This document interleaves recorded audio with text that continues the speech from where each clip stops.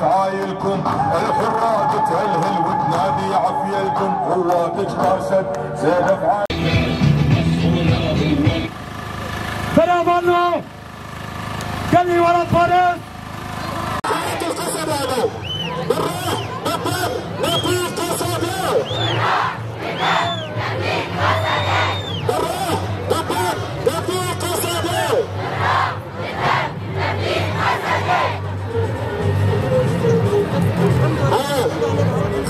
فرخادانا قصدي بيجي فرخادانا قصدي واحد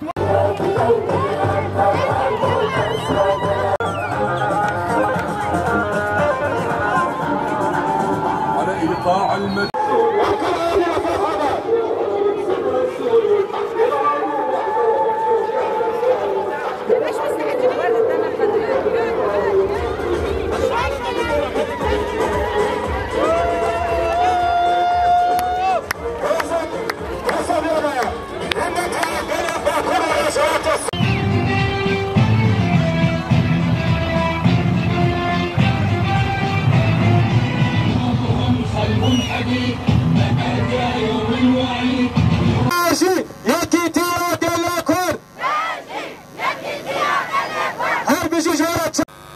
بأنه بعد رحيل بشار الأسد وسقوط نظام الباس تبدأ مرحلة جديدة في سوريا.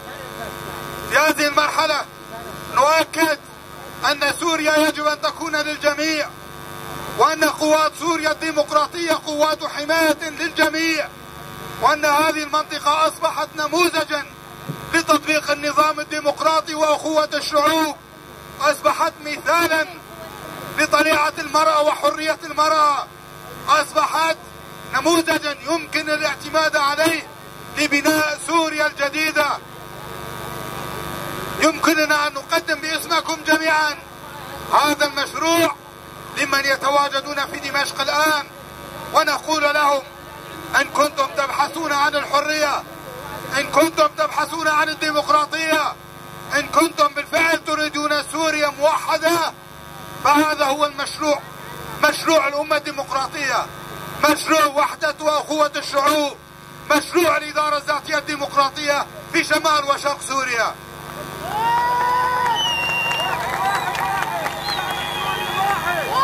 نحن جميعا مكونات شمال وشرق سوريا نؤكد بأننا جزء من سوريا، وليست لدينا أي مشاريع انفصالية، وليست لدينا أي مشاريع عدائية، بل مشروعنا هو المشروع الديمقراطي الذي أثبت جدارته، أثبت صحته، ويمكن أن نعتمد عليه لكتابة دستور جديد لتحقيق الديمقراطية في سوريا.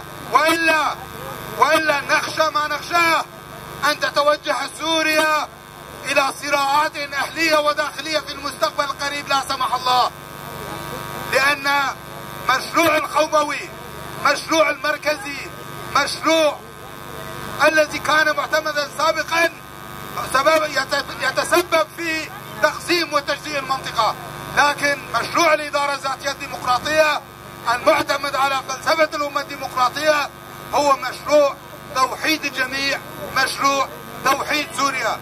لذلك باسمكم جميعا نتوجه إلى القوات المدافعة عن منبج، عن سد التشرين، وعن جسر قرق وزاق، وعن جميع شمال وشرق سوريا، نتوجه إليهم بالتحية والسلام، وننحني إجلالا وإكبارا أمام ذكرى الشهداء الذين قاوموا في هذه الحملة.